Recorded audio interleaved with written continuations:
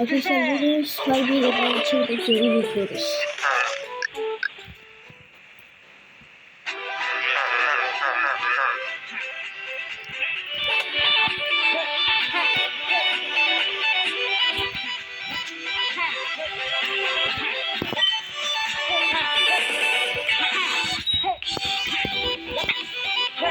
Şimdi evet.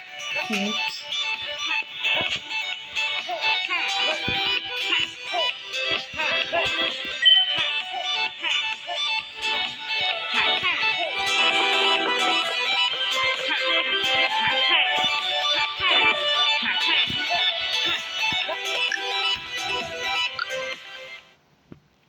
Şimdi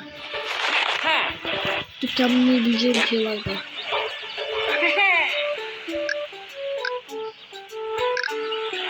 Tam olurum ya.